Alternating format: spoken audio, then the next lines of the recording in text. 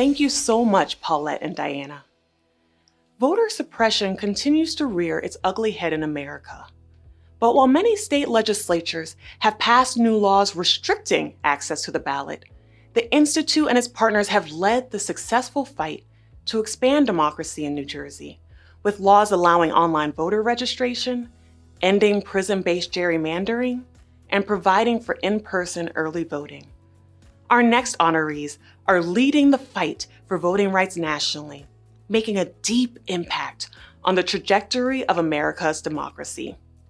Black Voters Matter's relentless work empowering Black voters on the ground in Georgia's special election last year resulted in an unprecedented turnout and the election of the first Black and Jewish senators in that very southern state. With voting rights under siege, Black Voters Matter continued to empower Black voters across America this year on a Freedom Ride for Voting Rights bus tour from Mississippi to Washington, D.C., where Miss Brown exclaimed in front of the U.S. Supreme Court, "I'm a native of Selma, Alabama, and there were people on the Edmund Pettus Bridge asking the same question that we're asking today. When will America grant us the democracy that we deserve?" Whenever that happens, we will know that this group of powerful justice warriors played a large role. As we honor LaTosha Brown, April England Albright, and Cliff Albright of Black Voters Matter with our Community Builder Award, we are excited to share some of our powerful conversation with them.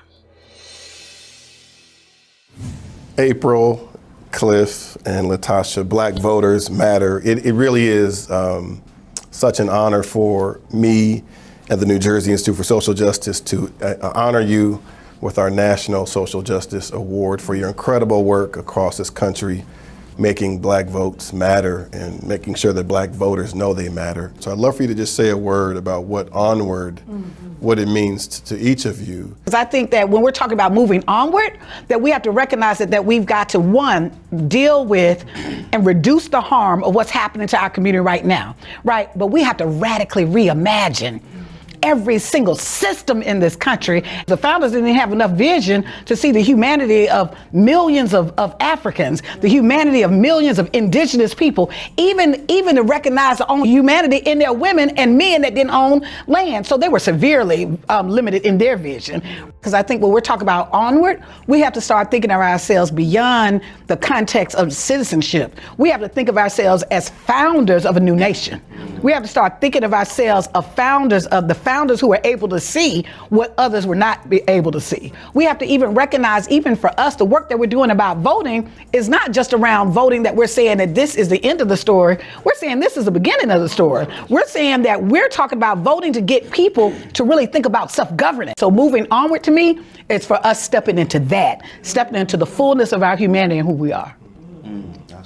The flip side of the radical reimagining is the sober assessment of where we're at right now. Talk about New Jersey. A lot of people don't know that in many ways the northern states took step backward when it came to voting rights. That there was more voting rights for Black folks, freed Black folks in 1776 than there was in, like you said, in 1844. Those states took steps backwards. We got to have a sober assessment of where we're at now, and not even just in terms of voting rights, but in terms of these other issues that we've been talking about in terms of police violence and gentrification and even infrastructure, right? We got to have a sober assessment before we can move forward, onward. You got to have an honest assessment around what is happening now so that you can literally repair, that you can actually move forward.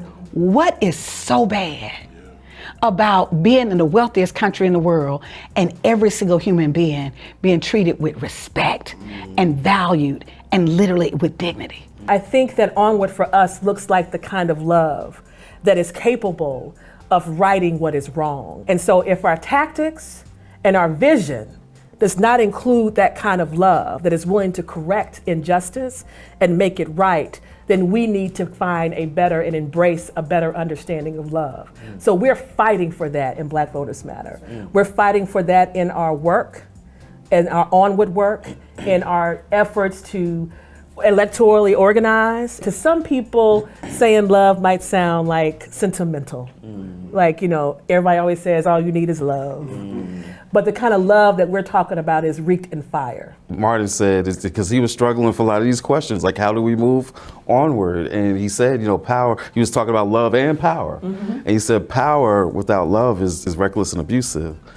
But love without power is sentimental and anemic. And then he goes on to say, power at its best is love implementing the demands of justice. Toni Morrison had this quote that said, the problem with oppression, the biggest issue of oppression is that it keeps you from your real work, right? That part of what we sometimes lose sight of is that we're literally here for something greater. Right? And so for us, when we're talking about moving onward, I think it's important for us to know that this ain't the end of the story.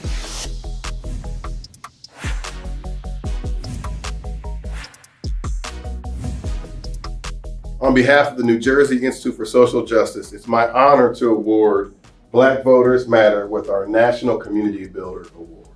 Thank you. Thank you for your work.